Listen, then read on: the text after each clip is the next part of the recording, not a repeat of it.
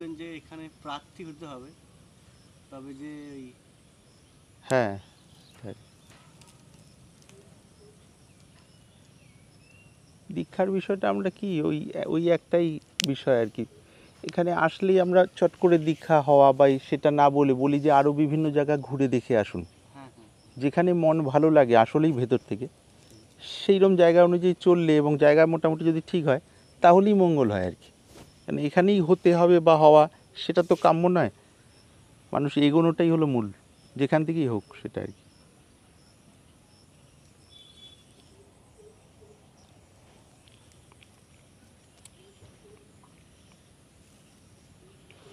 দীক্ষা হয় অনেকেই কিন্তু ওই মর্যাদা রক্ষা করেন না, তখন ব্যাপারটা একটা কই আর কি, নিয়ম কানুন সর্বস্ব বা কিছু একটা যান্ত্রিক বিষয়, সেই প্রাণবন্ততার ব্যাপারটা ফোটে না। সেই জন্য পরে একটা সময় দেখা যায় দীক্ষার বিষয়টাই যেন একটা বোঝা হয়ে দাঁড়ালো পরে আর কি। মানে তথাকথিত স্বাধীন চেতা যে মানসিকতা বা স্বাধীন চেতনা যেটা নিয়ে আমরা সংসারের জীবনে থাকি, মোটামুটি খোলামেলা একটা সাদা মাটা ভাব আর কি, সেটার উপরে কিছু নিয়ম কানুন এবং কিছু খুবই যান্ত্রিকভাবে জপ ধ্যান এগুলো নিয়ে একটা কৃত্রিমতা চলে আসে। কিন্তু এগুলোকে নিয়ে আমি আগের অবস্থা থেকে আরও গভীর প্রাণবন্ততার দিকে আমার যাওয়ার উদ্দেশ্য ছিল সাধারণভাবে এই পথের প্রতীকের, অর্থাৎ ভেতরের তৃপ্তি শান্তির দিকে। সেইটা হয় না বেশিরভাগ ক্ষেত্রে, সারা দেশব্যাপী সব সম্প্রদায়ের একই অবস্থা আর কি। হাতে গোনা যদি ব্যতিক্রম ধরি কিছু মানুষের, তাদের বাদ দিলে প্রায় এটা আর কি। ঠিক তারে তারে লেগে যে ভেতরের তৃপ্তিতে ক্রমশ জীবন আরও ডুবে যাওয়া, এটা খুব কম দেখতে পাওয়া যায় আর কি। সেইভাবে মানে গুরু যদি যথার্থ গুরু হন, তারপরের কথা বলছি, মানে সেরমভাবে গুরুর সাথে আন্তরিক যোগাযোগও হয় না, যেহেতু সাধন করা হয় না আর কি। আর সাধন না করালে কি ভেতরের এই স্থূল শারীরিক যে কাঠামো মানুষ মাত্রের, ওই কাঠামোর মধ্যে যে চেতনাটা আটকে আছে, মনশ্চেতনাটা, সেটা ওই অন্তর্মুখী হতে পারে না আর কি।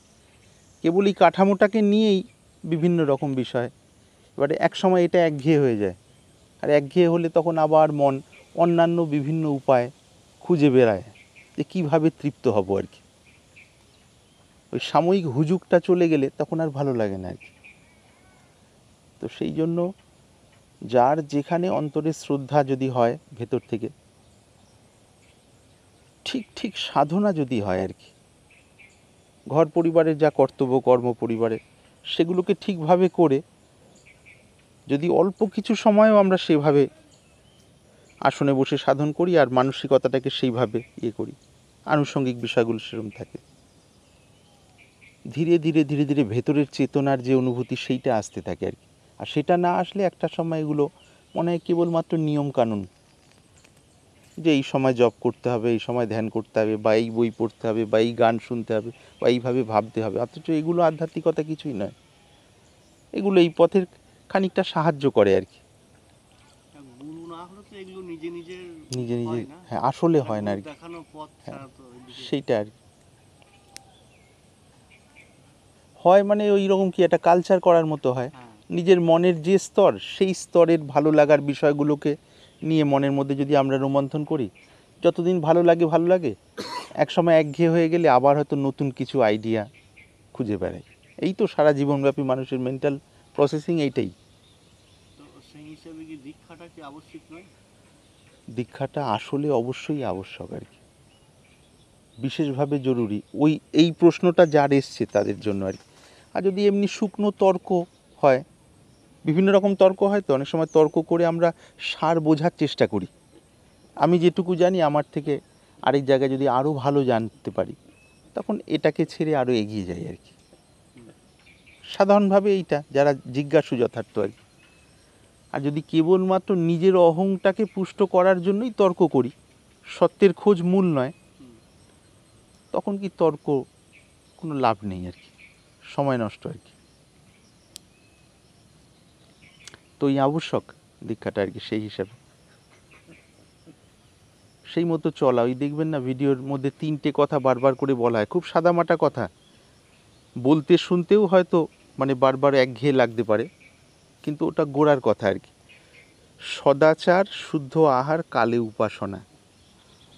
সদাচার মানে বুঝতেই পারছি সেই ধরনের আচার আচরণ, চিন্তা ভাবনা করা যেভাবে চললে নিজের শরীর মনের ক্ষতি হয় না, অন্যের শরীর মন বা অন্য কোনোভাবে ক্ষতিগ্রস্ত হন না।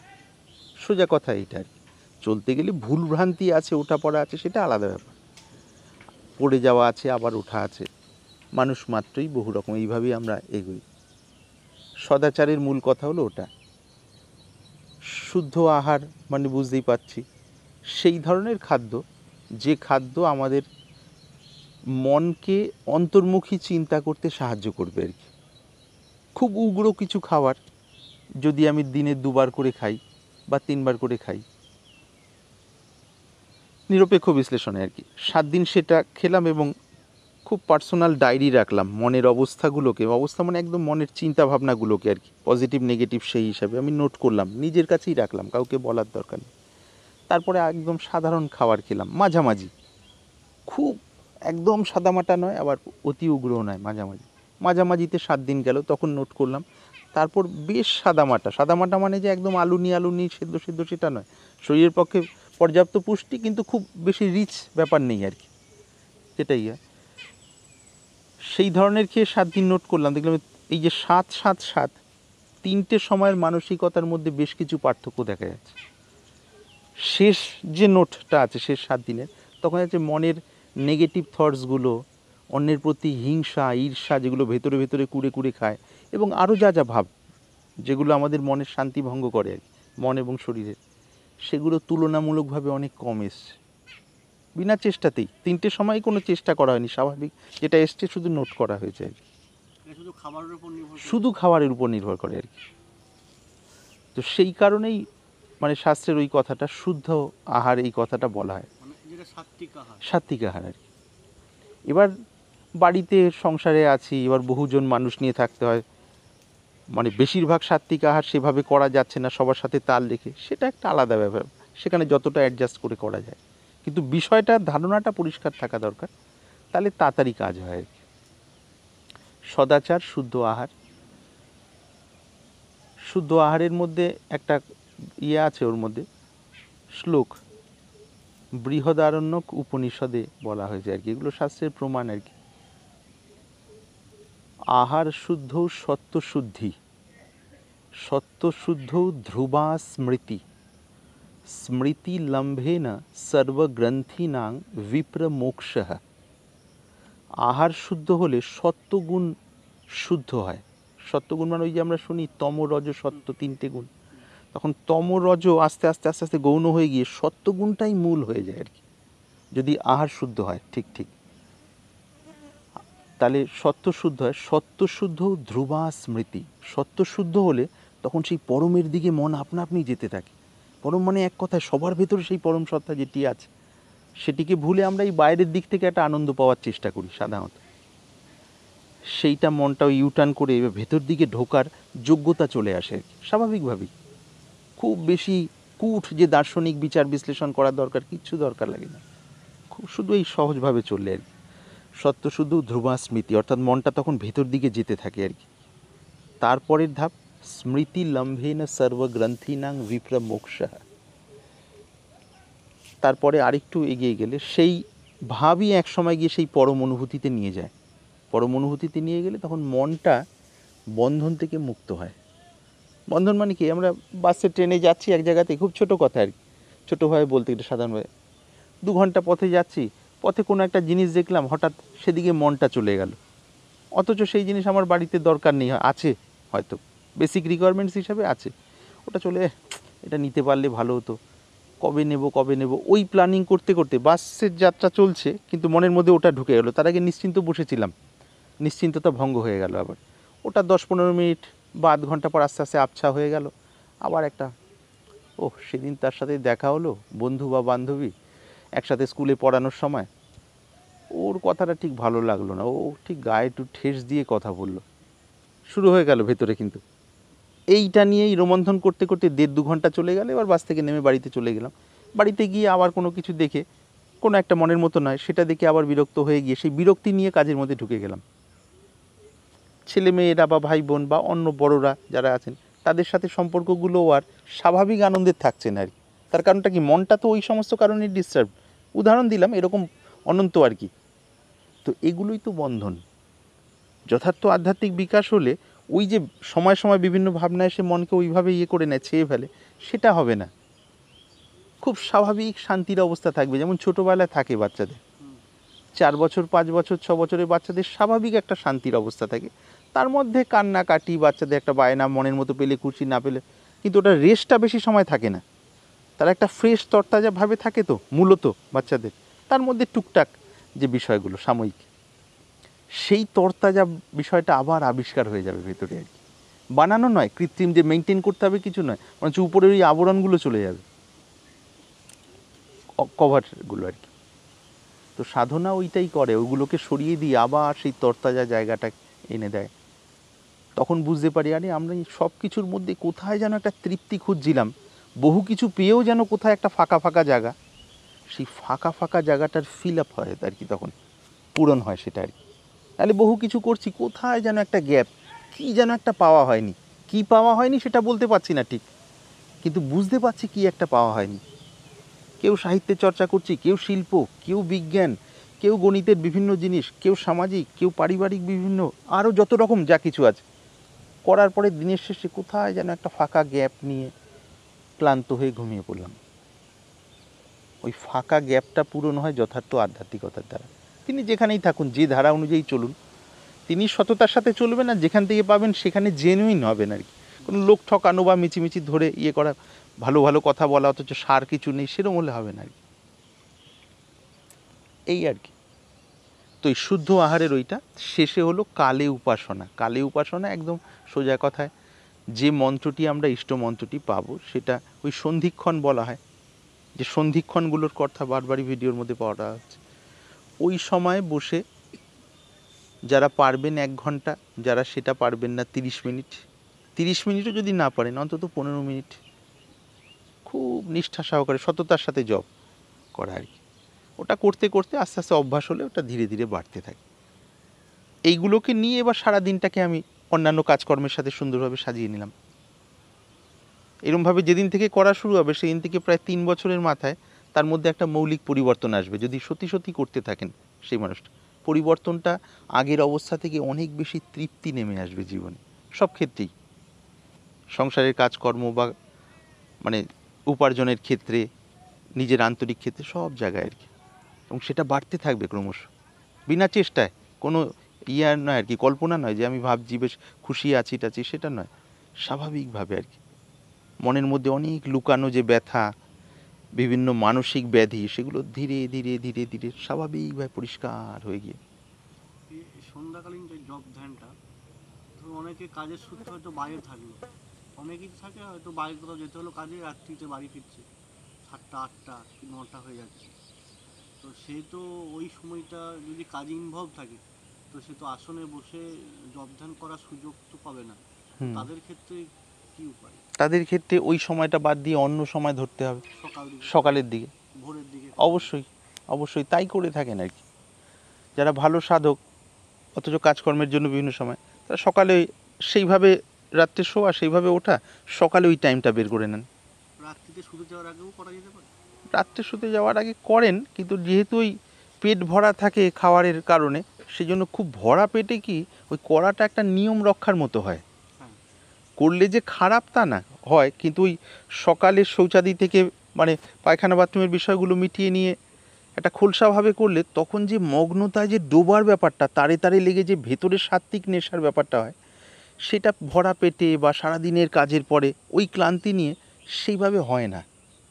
তবু অনেকে করেন, কিছুটা ভালো হয়, কিন্তু যদি ভেতরের টেস্ট পেতে চাই তাহলে ওই সকাল বা ওই সময়গুলো খুব কাজের আর কি। এই আর কি, কাজের সাথে তাল রেখে ওই 3টে সন্ধিক্ষণের যে কোনো একটা ধরতে পারলে খুব তাড়াতাড়ি এগোনো হয়। সন্ধিক্ষণ মানে সকালে যেটা বলা হয়েছে, সূর্যোদয়ের 24 মিনিট আগে থেকে 24 মিনিট পরে, এই যে 48 মিনিট, আরেকটা দিনের বেলা অর্থাৎ সকাল 11:30 থেকে 12:30, এই একটা টাইম রয়েছে, আরেকটা এই সন্ধ্যের সময়, সূর্যাস্ত হবে তার 24 মিনিট আগে থেকে 24 মিনিট পরে, এই 48 মিনিটের এই সময়কালটা আর কি। এর মধ্যে কেউ যদি 15 মিনিটও বসতে পারে, সেটা অন্য সময় কয়েক ঘন্টা বসার থেকে বেশি উপকার হয়, দেখা গেছে আর কি এটা। কেন শরীরও সেইভাবে ওই প্রকৃতির সাথে ওই তালে চলে আসে তখন আর কি, যেন মনটা মগ্ন হতে সুবিধা হয় আর কি। তো কাজের মানুষ বিশেষভাবে যারা, তারা এই তিনটের মধ্যে নিজের সুবিধা অনুযায়ী যে কোনো একটা ধরে নিলেই যথেষ্ট আর কি। তো সকালে বেরোনোর আগে এটা করলে ভালো হয় আর কি। অন্য দুটো তো মিস যেতেই পারে বিভিন্ন কাজের ইয়েতে, দিনের বেলাটা তো কাজেই ব্যস্ত থাকা হয় মানুষ, সন্ধ্যায়ও হয়তো তাই।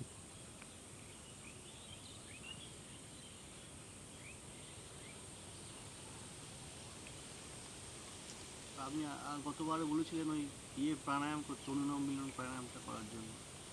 আর এর আগে আমি আর একটা সেই প্রাণায়াম করতাম, ওই এই কুম্ভক যুক্ত বোধ হয় নাকি? হ্যাঁ হ্যাঁ, আচ্ছা। যেটা এটা কি নারী শুদ্ধি প্রাণায়াম বলে তো? হ্যাঁ হ্যাঁ হ্যাঁ, হ্যাঁ। ওই প্রাণায়ামটা আপনি বললেন ওরও আগে আর একটা স্টেপ আছে, হুম ওইটা তুমি করো। হুম ওইটার পর এটা করা হবে। হুম। এখন কি করা হচ্ছে কোনো একটা প্রাণায়াম কি করা হয় এখন? না, আপাতত বন্ধ আছে। হ্যাঁ, মাঝে মধ্যে হয়। মাঝে মধ্যে হয়, আচ্ছা। হ্যাঁ, প্রাণায়ামের একদম সার কথা হলো মানে ভেতরের শুদ্ধি আর কি। সেই শুদ্ধির বিষয়টা যত হয় ততই ধ্যানের অবস্থা তৈরি হতে সাহায্য হয়।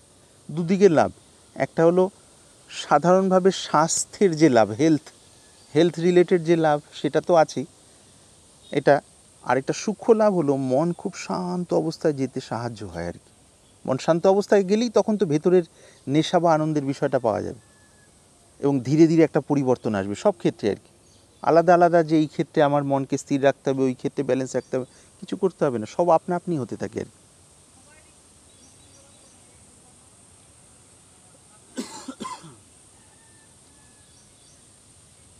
আর প্রাণায়ামের সময়কাল ওই যেমনটা বলছিলেন ওই ওই আর কি, হ্যাঁ, ওই সাধনের যে সময়কাল ওই সকাল বা সন্ধ্যা করলে ভালো হয়। এবার এই দুটো সময়ই যদি কেউ না পারেন তাহলে দিনের মধ্যে অন্য একটা সময় বেছে নিতে হয়, খালি পেটে করলে সবচেয়ে ভালো আর কি, সেটাই নিয়ম আর কি।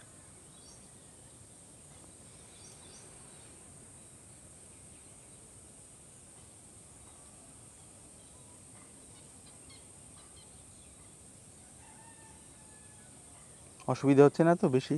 না, এখানে পায়ে বসতে অসুবিধা হলে উঠে হাঁটাও যাবে বা যেমন সুবিধা আর কি। অনেকক্ষণ বসে ওইগুলো উঁচু নিচু তো সেভাবে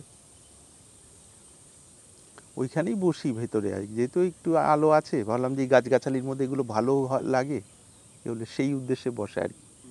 এগুলো ছবিগুলো তুললেও ভালো লাগে, পরিবেশটাও ভালো, এই মিলিয়ে মিশিয়ে আর কি।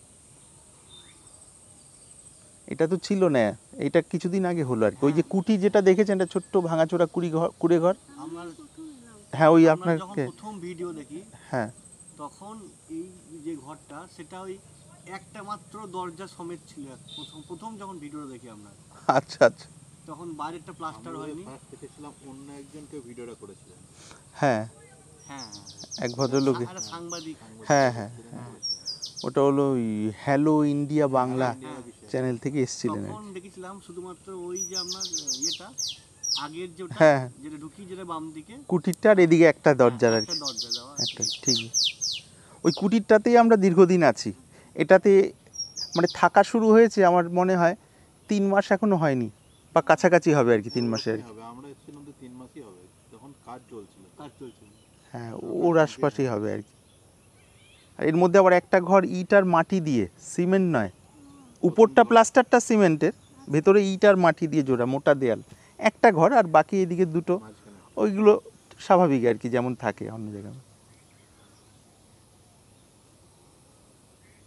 ওই কুটিরটাই মূল, ওইখানেই দীর্ঘ সময় যে কদিন আছি আর কি, ওইখানেই বছর চারেকের থেকে একটু কম আর কি।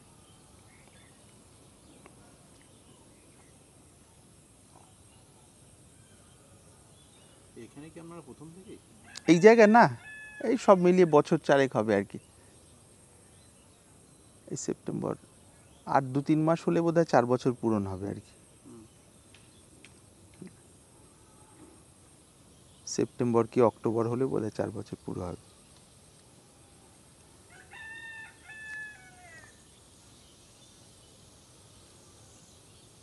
সাধনার বেশিরভাগ সময়টাই আমার ওই মধ্যপ্রদেশে কেটেছে আর কি। 1997-এর পরে 98 থেকে নিয়ে একটা দ্বীপের মধ্যে, দ্বীপটার নাম ওঙ্কারেশ্বর। হ্যাঁ, ওঙ্কারেশ্বর ওঙ্কারেশ্বর দ্বীপ দেখি আর কি, আপনার ভিডিও। শিবতীর্থ আর কি ওঙ্কারেশ্বর। জ্যোতির্লিঙ্গ আছে 12টা জ্যোতির্লিঙ্গ আছে ভগবান শিবের, তার মধ্যে ওই একটা হলো ওঙ্কারেশ্বর। নর্মদা নদী আর কি, পশ্চিম বাহিনী নদীর মধ্যে নর্মদা একটি, তো এই নর্মদারই তট আর কি, একদিকে নর্মদা আরেকদিকে আরেকটি কাবেরী বলে, স্থানীয় নাম কাবেরী। এই দুটো ধারার মাঝখানে ছোট্ট একটা দ্বীপ, পায়ে হেঁটে প্রায় ঘন্টা 2.5-3 ঘন্টায় ঘুরে আসা যেত আর কি। ওই দ্বীপটার মধ্যেই প্রথম বেশ কয়েক বছর, তারপর গুরু মহারাজজি ওখান থেকে পাঠালেন রাজস্থানের পুষ্কর 2006-এর 5 কি 6-এর শুরুতে হয়তো। ওখানে বছরখানেকের পর তারপর ব্রজভূমির দিকে, ব্রজভূমি মানে মথুরা বৃন্দাবন, এর মাঝখানে কিছুটা সময়, অল্প কিছু সময় হিমালয়ের হরিদ্বার ঋষিকেশের থেকে আরও উপরে, গঙ্গোত্রী থেকে একটু নিচে আর কি। এইসব ব্যাপারগুলো মোটামুটি 2010-এর আগে পর্যন্ত আর কি। 10-10-এর পর তারপর 10, 15, তারপর 16, তখন আস্তে আস্তে এইদিকে জয়দেবের এদিকে আসা হয়। জয়দেবের যে মন্দিরে, যে কোনো একটা স্থান হলে স্থায়ীভাবে আশ্রমের যদি হয় আর কি। তো তারপর এটা বোধহয় খুব সম্ভব 20-র শেষের দিকে কি 21-এর এখানেও আসা আর কি। তারপর থেকেই 4 বছর প্রায় আর কি।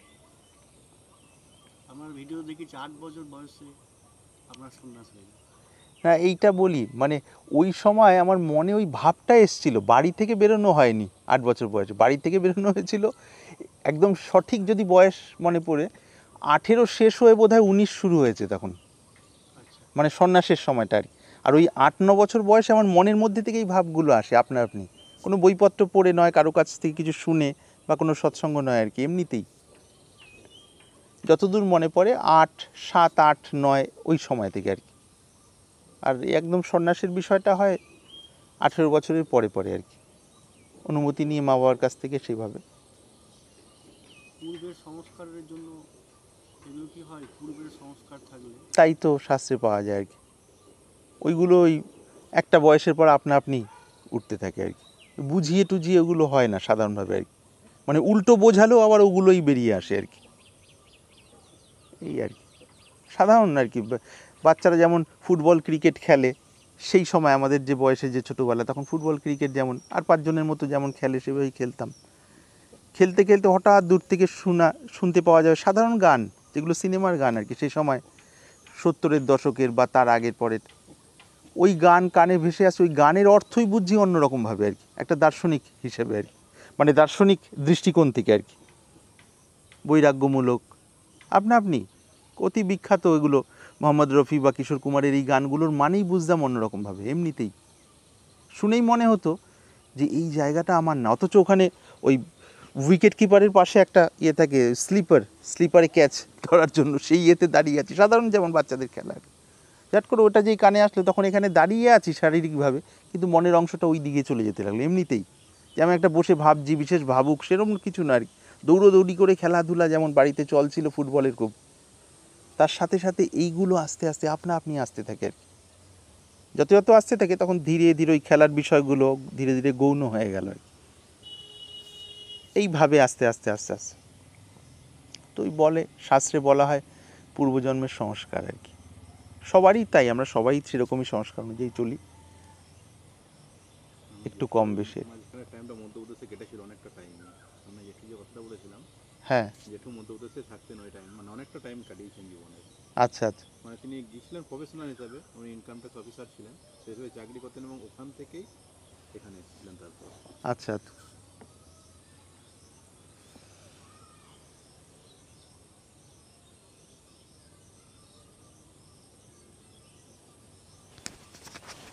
এখানে একটা শিব মন্দিরের গল্প শুনি মাঝে মাঝে, যে ওখানে নাকি অশ্বত্থামা এসে শিব পুজো করে যান, ব্যাপারটা আমরা পুরোপুরি জানি না কি। আচ্ছা আচ্ছা, ওই নর্মদার তটেই বোধ হয় কোনো। হ্যাঁ, অনেকে নাকি ওনাকে দেখার চেষ্টা করেছেন, সিসিটিভি ক্যামেরা লাগিয়ে, গার্ড লাগিয়ে, কোনো কিছুতে মানে সফল হননি।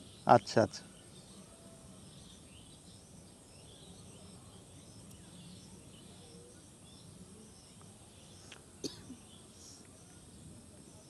কত রকম ব্যাপার, কত দিকের কত।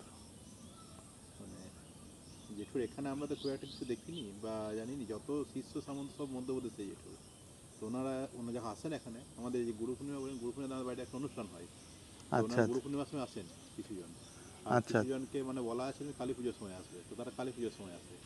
আচ্ছা আচ্ছা তো ওদের কাছ থেকে শুনি যে এখান থেকে এই হয়েছিল, এভাবে দীক্ষা হয়েছে। মানে বটে। ব্যাপারগুলো মানে আমরাও তো বুঝতেই পারিনি যে আমাদের সাথে থাকতেই না, যেমন বাড়ির মানুষ বাড়ির মানুষের মতন, যে উনি যে এরকম টাইপের মানুষ ছিলেন সেটা আমরা তো বুঝতে পারিনি। অবশ্য আমরা অনেক ছোটও ছিলাম তখন।